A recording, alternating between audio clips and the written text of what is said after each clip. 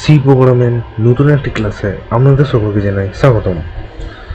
আজকের ভিডিওতে আমরা আলোচনা করব একটি সি প্রোগ্রাম, যেখানে আমরা ইনপুট করা নাম্বারের মধ্যে যতগুলো ডিজিট থাকবে সেই ডিজিটের সাম অর্থাৎ যোগফল নির্ণয় করব।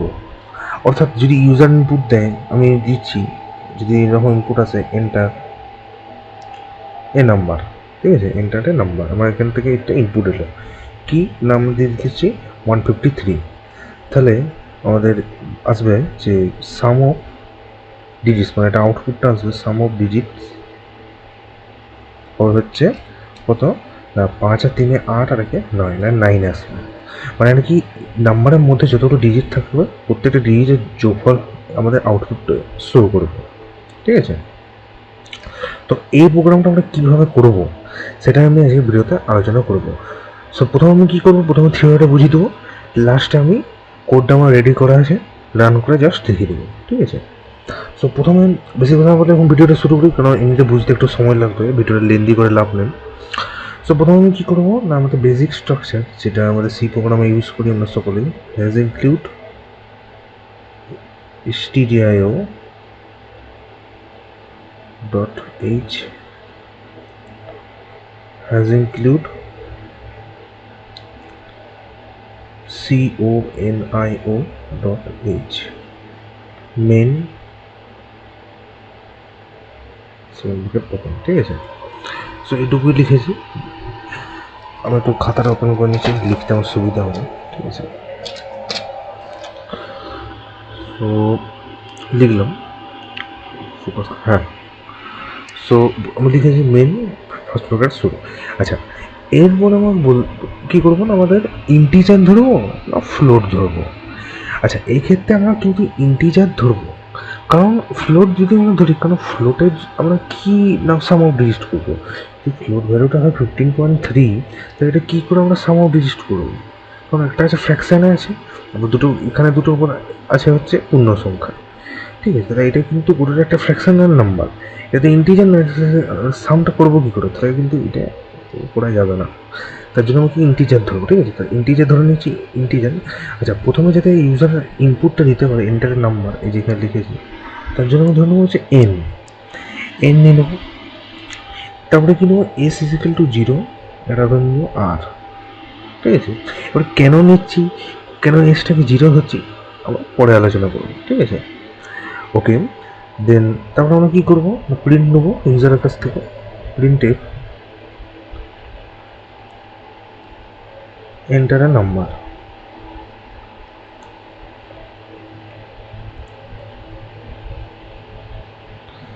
স্ক্যানে করবো, কারণ আমাদের তো ভ্যালুটা স্টোর করতে হবে, %d যেহেতু আমরা ইন্টিজার নিয়েছি, কমা এন্ড কোথায় স্টোর হবে না এনে দিয়ে দিচ্ছি, এন দিয়ে ক্লোজ করে দিচ্ছি, ঠিক আছে।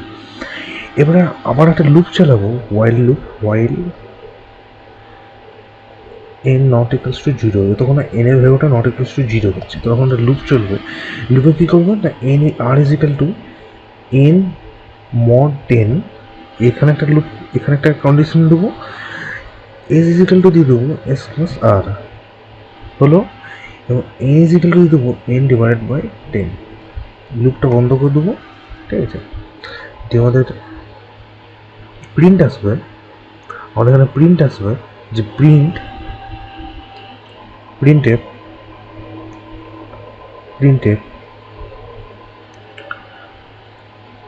কি তা আমাদের সাম অফ ডিজিটস,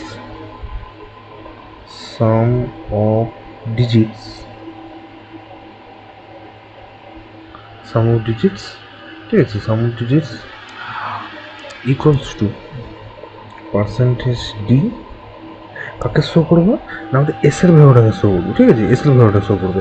আচ্ছা, এস এর ভ্যালুটা কেন শো করবে আমি কিন্তু পরে আলোচনায় আসছি, ঠিক আছে। ব্র্যাকেট ক্লোজ, তাহলে কোডটা কমপ্লিট হয়ে গেল। আচ্ছা, এরপর আমি আলোচনা করছি যে আমি এরকম কেন করলাম, ঠিক আছে, এটা করার কারণ কি।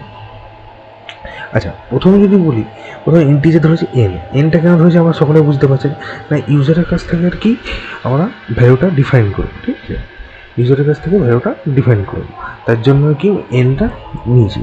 কারণ আমার তো ভ্যালুটা নিতে হবে, তার জন্য কি আমি এন্টারের নাম্বারে যে এন দিয়ে ডিনোট করেছি, ইউজারের কাছ থেকে ভ্যালুটা এখানে স্টোর হয়ে যাবে। আচ্ছা, এবার একটা লুপ দেবো, while n not equals to zero, while n not equals to zero দিকে লুপ চালাবো। কি না, প্রথমে কী হবে না, r is equal to N mod 10। আচ্ছা, এটা আবার প্র্যাকটিক্যালি করে দেখি। সাপোজ প্রথমে কী আছে, আর এর ভ্যালুটা কী করবো, আর ইজ ইকুয়াল টু হবে, তাহলে এখানে কী হবে 153, এন মানে তো আমরা ইউজারের কাছ থেকে ধরুন সাপোজ 153 নিয়েছি, ঠিক আছে, আমরা প্রথমে 153 নিয়েছি, 153 মড 10। তাহলে যদি আমরা 153কে যদি ভাগ করি, তা 153কে ভাগ করার পর 10 দিয়ে ভাগ করার পর আমাদের কত আসছে, ভাগফলটা আসছে 15, ভাগ শেষটা আসছে 3, এটা হচ্ছে মড। তাহলে আমাদের এখানে মডের ভ্যালুটা কত হলো, আমাদের মডের ভ্যালুটা হচ্ছে 3, তো 3 লিখে দেবো। ওকে, আচ্ছা, তারপরে কি আছে, s is equal to S plus r, লিখছি এস ইজ ইকাল টু, আচ্ছা এসের ভ্যালুটা ইনিশিয়াল ভ্যালুটা জিরো ধরেছি, তাহলে আমরা ধরুন লিখে নেবো 0 প্লাস আর এর ভ্যালুটা কত হলো 3, তাহলে আমরা লিখে দেবো 3, তাহলে কত চলে যাবে 3। আরেকটা তারপরে আছে কি না, N is equal to N divided by 10, N is equal to, আচ্ছা এন মানে কত 153 ডিভাইডেড বাই 10, তাহলে কত আসছে, যদি 10 দিয়ে ভাগ করি, ভাগ করার পর আমাদের ভাগফলটা আসছে 15, তাহলে আমরা লিখে দেবো হচ্ছে 15, লিখেছি 15। আচ্ছা, এবার কি লুপ চলবে, হ্যাঁ চলবে, কারণ 15 ইজ নট ইকুয়ালস টু 0, আমার কন্ডিশন দিয়েছে ওয়াইল এন নট ইকুয়ালস টু 0, তাহলে 15 ইজ নট ইকুয়ালস টু 0, আবার সেম লুপ চলবে। তাহলে আবার আমরা করবো আর ইজ ইকুয়াল টু, এবারে কিন্তু এন এর ভ্যালুটা 15 হয়ে গেছিল, 15 লিখে দেবো ডিভাইডেড বাই, সরি ভুল বললাম, মড 10, মড 10। আচ্ছা, 10 দিয়ে ভাগ করছি, 10 দিয়ে ভাগ করার পর আমাদের এখানে কত আসছে না, ভাগ ফলটা আসছে 1, ভাগ শেষটা মানে মোডটা আসছে 5, তাহলে আমরা লিখে দেবো এখানে 5।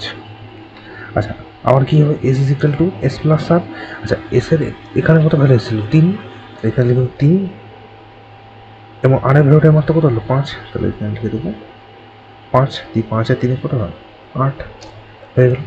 এবারে কী হবে, N is equal to N divided by 10, N মানে কত 153, 15 ডিভাইডেড বাই 10 কত হবে, তাহলে আমাদের ভাগফলটা কত এসেছিলো 1, তাহলে হবে 1, তাহলে 1 is not equals to 0, it's true.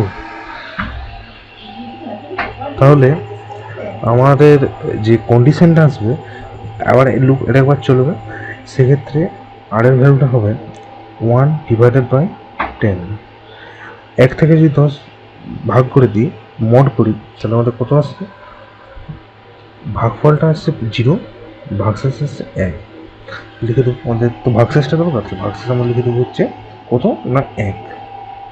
ওকে, এবং আমাদের যে এস এর ভ্যালুটা আমাদের কত হবে, এস ইজ ইকাল টু তো এস প্লাস আর, আমাদের লাস্ট এস এর ভ্যালুটা কত ছিল 8, তাহলে আমরা লিখে দেবো হচ্ছে 8, আর এর ভ্যালুটা কত মাত্র হলো 1, লিখে দেবো হচ্ছে 1 ইজ ইকাল টু কত হলো 9, N is equal to N divided by 10, মানে হচ্ছে 1 ডিভাইডেড বাই 10, আমাদের কত হলো ভাগফলটা 0, তো আমরা লিখে দেবো হচ্ছে 0।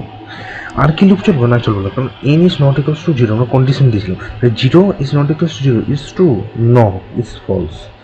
শূন্য করলে কি শূন্যের অসমান হয়, হয় না, তাদের লুপটা ব্রেক করে দেবে, ব্রেক করার পর কী আসবে, sum of this is equal to percentage টি, আমাদের s is equal to S plus r কত হলো, লাস্টে ভ্যালুটা আমাদের 9 এলো, এখানে কিন্তু 9টা শো করবে, এবং 153 মধ্যে সাম অফ ডিজিট কত হয়েছে, আমাদের কাছে 9, তো প্রথমে ক্যালকুলেট করে নিয়েছি, তাহলে 9 উত্তর মিলে গেছে আমাদের, ঠিক আছে।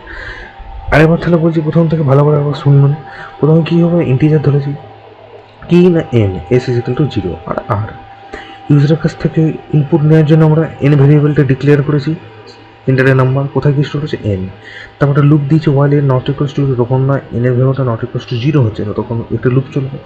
লুপের প্রথমে কি কন্ডিশন দিয়েছে, r is equal to N mod 10, তাহলে এন আমরা ধরেছিলাম 153কে যদি আমি 10 দিয়ে ভাগ করি, প্রথমে এই যে কোথায় করলাম, এই যে এখানটাতে 153 10 দিয়ে ভাগ করি, তাহলে আমাদের ভাগফলটা আসছে 15, ভাগশেষটা আসছে মানে মোটটা আসছে 3, তাহলে আমাদের এখানে কত হলো, আর এর ভ্যালুটা চলে গেলো 3। এস ইজ ইকাল টু হচ্ছে S plus R, S plus আর যদি করি, এস এর ভ্যালুটা ইনিশিয়াল ভ্যালুটা করে ধরেছে 0, তাহলে 0 প্লাস আর, আর এর ভ্যালুটা 3, তাহলে এখানে চলেছে 3। N is equal to 1 N divided by 10, এই যে এখানে লিখেছি, তাহলে 153 ভাই তো 10, তাহলে কোথায় হলো 15, এই যে আমি এখানে ভাগফলটা বার করেছি 15।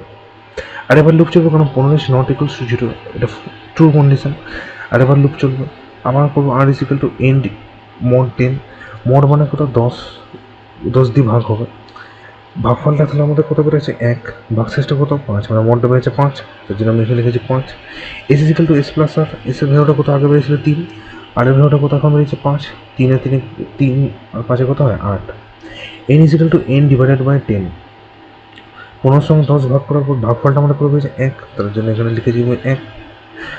এই যে এখানটা, ঠিক আছে, এখানটা লিখেছি N is equal to N divided by 10, তাহলে আমাদের 1 চলে এলো। আবার লুপ চলবে, কারণ 1 ইজ নট ইকুয়াল টু 0, এটা ট্রু কন্ডিশন। তাহলে আমার মোট লিখবো r is equal to N mod 10, 1-এর সঙ্গে 10 দিয়ে ভাগ করছি, তাহলে আমাদের কত আসছে ভাগফল 0 ভাগশেষ মানে মড 1, তো এখানে লিখেছে মড 1।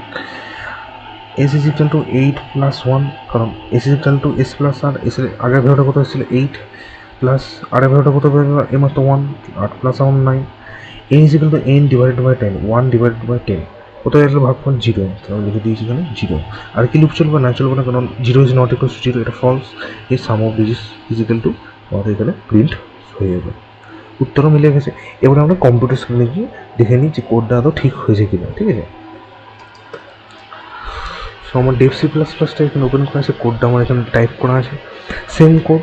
এবার জাস্ট আর কি কোডটা রান করে দেখে নেবো, কম্পাইলার রান।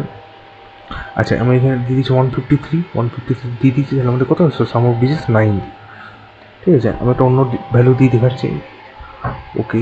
সো দিচ্ছি 4765, তাহলে আমাদের সাম অফ ডিজিস করে হলো 22।